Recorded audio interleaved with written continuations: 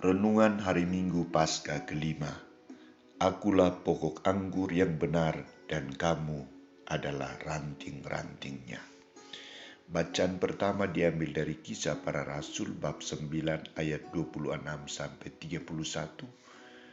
Bacaan kedua diambil dari surat pertama Rasul Yohanes bab 3 ayat 18-24. Dan bacaan Injil dari Injil Yohanes bab 15 ayat 1-8. Saudara-saudariku terkasih, banyak orang muda sekarang mengambil sikap bekerja sambil kuliah.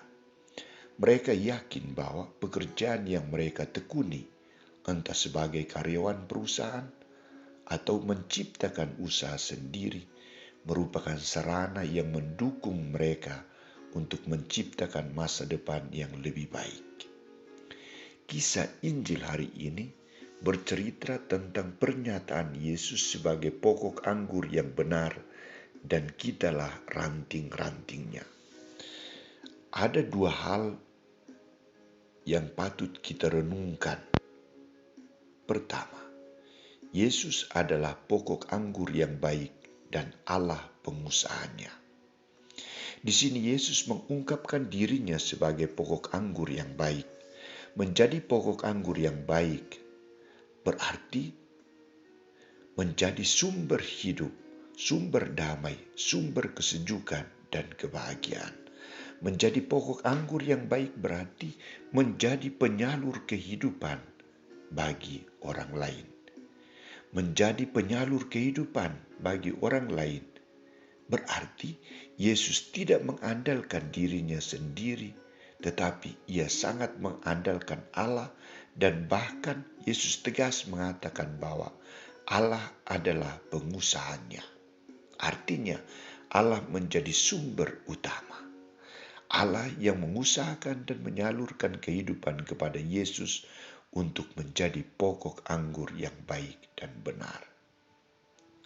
Maka syaratnya adalah ia tidak boleh berpisah dari Allah, tetapi harus tetap menyatu, melekat dengan Allah. Kedua, para murid adalah rantingnya. Dalam perumpamaan ini, Yesus menyebutkan dua jenis ranting yang melekat pada pokok anggur itu, yakni ranting yang menghasilkan buah dan ranting yang tidak menghasilkan buah. Ranting yang tidak menghasilkan buah akan dipotongnya, dan ranting yang menghasilkan buah akan dibersihkannya supaya ia lebih banyak berbuah.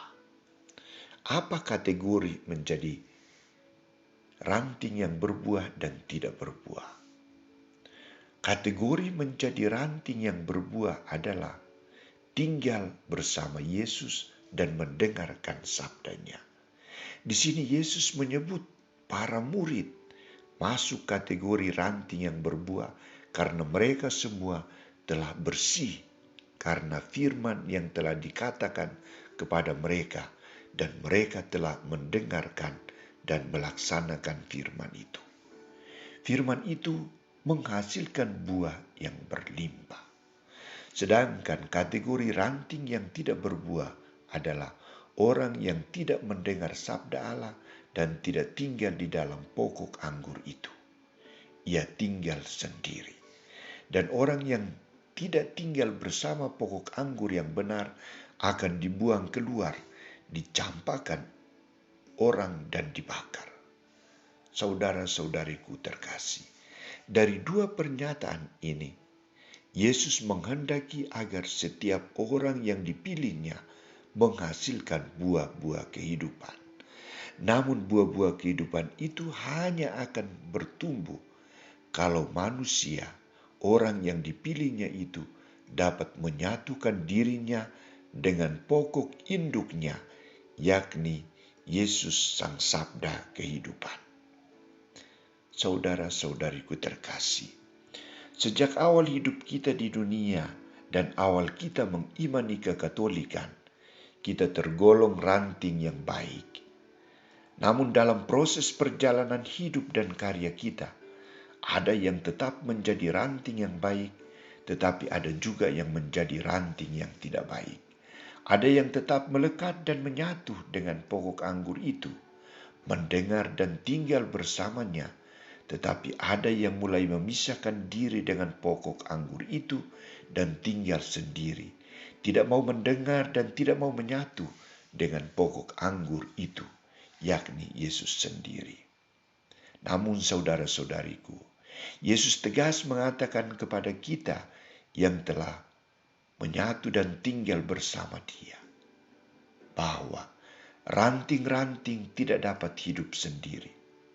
Kalau kita hidup sendiri, kita akan dipotong dan tidak akan berguna lagi, kecuali hanya berguna sementara karena dibakar orang. Maka kita dituntut agar tetap bersatu dengan Yesus dan menjadikan diri kita penyalur berkat bagi orang lain. Caranya seperti apa? Pertama, menjadi serupa dengan Kristus, yakni taat seperti Dia. Taat aturan gereja, taat aturan di sekolah, aturan dalam masyarakat, dan dalam keluarga atau komunitas kita. Kedua, menyerahkan diri kepada Allah dan sesama. Jangan mengandalkan kekuatanmu sendiri. Ketiga, menciptakan kasih persaudaraan dan keberanian untuk mendekati Allah. Keempat, berani berbagi kasih dengan orang lain. Dari Yerusalem sampai ke ujung bumi. Dari tempat ini, kita akan membagikan kasih dengan sesama yang kita jumpai hari ini.